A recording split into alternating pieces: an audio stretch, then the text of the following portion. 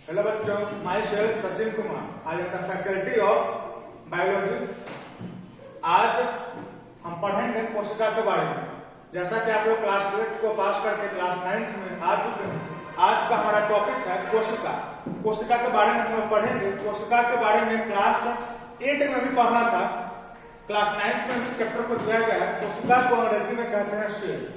होता क्या है आपको हम समझाते हैं। जैसे मान लीजिए कि आपका जब घर बना होगा, आप जिस घर में अभी रह रहे हैं, जिस रूम में अभी आप पढ़ाई कर रहे हैं, वो जब बना होगा तो कहीं से बना बनाया घर वहां पर लाकर नहीं रखा है। उस घर को बनाने के लिए सबसे पहले क्या क्या ईंट को लाया गया होगा, सीमेंट को लाया गया होगा, बालू उसको रेता कहते हैं उसको लाया गया होगा, फिर धीरे धीरे लेबर मिस्त्री सब कॉस्ट लगाकर धीरे धीरे उसको बनाया गया होगा। यानी हम ये कह सकते हैं कि घर को बनाने के लिए एक एक ईंट का योगदान है। उसी तरीके से जीव शरीर को, हमारे शरीर को बनाने के लिए एक एक छोटा छोटा कोशिका जिम्मेदार है। जो सबसे छोटा पार्ट है हमारे शरीर का, जो सबसे छोटा है, जो हमारे शरीर का संरचना को बना रहा है। संरचना बनाने का मतलब क्या हो सकता है? मतलब ये हो सकता है जैसे किसी का नाक बड़ा है, किसी का नाक छोटा है, किसी का कान बड़ा है, किसी का हाथ बड़ा है। तो हाथ बड़ा है मतलब क्या? उसके शरीर में कोशिका की संख्या ज्यादा है। किसी का नाक किसी दूसरे साइज का, मतलब उसके नाक का बनावट उसके कोशिका पर निर्भर करता है। यानी कि शरीर के सबसे छोटे क्यों? क्योंकि जैसा कि मैंने आपको बताया, एक घर को बनाने के लिए ईंट की आवश्यकता होती है। तो शरीर के सबसे छोटे जो पार्ट है, सबसे छोटा वाला हिस्सा है, उसको हम लोग कहते हैं कोशिका। यानी शरीर की सबसे छोटी संरचनात्मक एवं क्रियात्मक इकाई को कोशिका कहते हैं। संरचनात्मक इसीलिए क्योंकि वो आपको शरीर को संरचना दे रहा है और साथ में क्रिया भी कर रहा है। हर कोशिका अपना अपना फंक्शन कर रहा है। दैट इज कॉल्ड कोशिका। कोशिका को हम लोग अंग्रेजी में कहते हैं सेल। अब कोशिका की खोज किसने की थी? ठीक है, तो कोशिका की खोज सर्वप्रथम रॉबर्ट हुक नामक वैज्ञानिक ने सन 1665 ईस्वी में अपने द्वारा बनाए गए सूक्ष्मदर्शी की सहायता से किया था। अब आप कहिए सूक्ष्मदर्शी होता क्या है? तो सूक्ष्मदर्शी को हम लोग बोलते हैं इलेक्ट्रोस्कोप, माइक्रोस्कोप।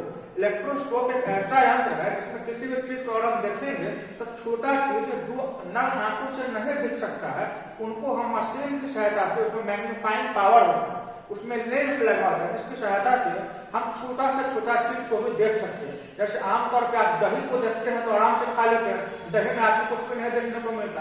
लेकिन अगर माइक्रोस्कोप से अगर आपको दही को दिखाया जाए तो उसमें आपको लाखों करोड़ों की संख्या में लैक्टोबैसिलस नामक आपको बैक्टीरिया दिखेगा। तो लैक्टोबैसिलस अपने आंखों से आप नहीं देख सकते हैं। तो उन्होंने क्या किया? खुद से बनाया सूक्ष्मदर्शी को, माइक्रोस्कोप को, और उसकी सहायता से सन 1665 ईस्वी में कोशिका की खोज। कोशिका की खोज सर्वप्रथम रॉबर्ट हुक नामक महान वैज्ञानिक ने अपने द्वारा बनाए गए सूक्ष्मदर्शी की सहायता से सन 1665 ईस्वी में किया था। ठीक है, अब जैसा कि आप लोग, जैसे मान लीजिए कि हम साइंस पढ़ा रहे हैं तो हम बायोलॉजी के टीचर हो गए। अब कोई सिर्फ प्लांट को पढ़ेगा, दैट इज कॉल्ड बॉटनी। अगर कोई एनिमल को पढ़ेगा, दैट इज कॉल्ड जूलॉजी। अगर कोई सिर्फ हड्डी को पढ़ेगा, दैट इज कॉल्ड ऑर्थोलॉजी। कोई हार्ट को पढ़ेगा, दैट इज कॉल्ड कार्डियोलॉजी। यानी सबके लास्ट में आपको लॉजी लॉजी लॉजी देखने को मिले। क्या होता है लॉजी? लॉजी मतलब द स्टडी। इसीलिए कोशिका का अध्ययन साइटोलॉजी कहलाता है। जब आप आगे क्लास में जाओगे तो एक कोशिका का आपको मोटी मोटी किताबें देखने को मिलेगी। दैट मीन्स कोशिका का स्पेशल अध्ययन भी होता है। तो कोशिका का अध्ययन साइटोलॉजी कहलाता है।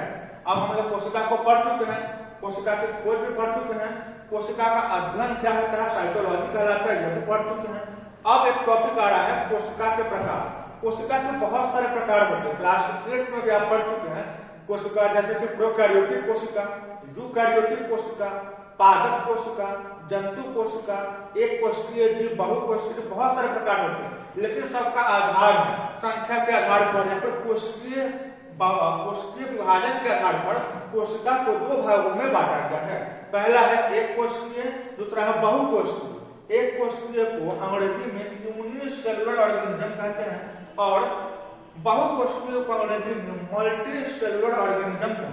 अब नाम से ही पता चल रहा है एक कोशिकीय, यानी एक लिखा हुआ है, यानी गणित में एक मतलब सिंगल वन, यानी वैसा जीव, वैसा शरीर जिसका शरीर जो है एक ही कोशिका से मिलकर बना है। एक ही कोशिका कहने का मतलब ये है कि जैसे मान लीजिए कि आपका शरीर है और आपके पैर में कोई इन्फेक्शन हो गया, तो जो क्रीम चेहरा पे लगाएगा वो पैर में लगाइएगा? बिल्कुल नहीं लगाइएगा। क्यों?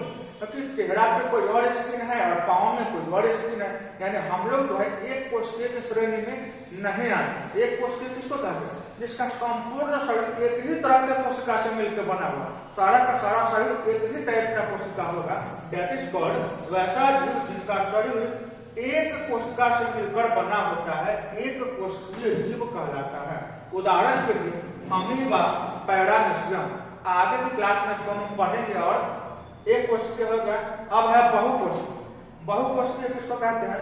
वैसा जीव जिसका शरीर एक से अधिक कोशिका से मिलकर बना होता है। जस्ट इसका अपोजिट। एक कोशिकीय में नाम से क्लियर हो रहा है कि एक कोशिका होगा, और बहुकोशिकीय हिंदी में आप लोग पढ़ते हैं एक वचन बहुवचन, यहाँ पे भी सेम है। एक कोशिकीय और बहुकोशिकीय मतलब एक से ज्यादा, यानी वैसा जीव जिसका शरीर एक से अधिक कोशिका से मिलकर बना हुआ है उसे हम बहुकोशिकीय कहते हैं। जैसे में हो जाएगा कवक, जिसको आप लोग फंगाई कहते हैं, पादप कोशिका, जंतु कोशिका, इन सभी का कोशिका जो होता है एक से अधिक कोशिका से मिलकर बना होता है, इसीलिए इसे बहुकोशिकीय जीव कहते हैं।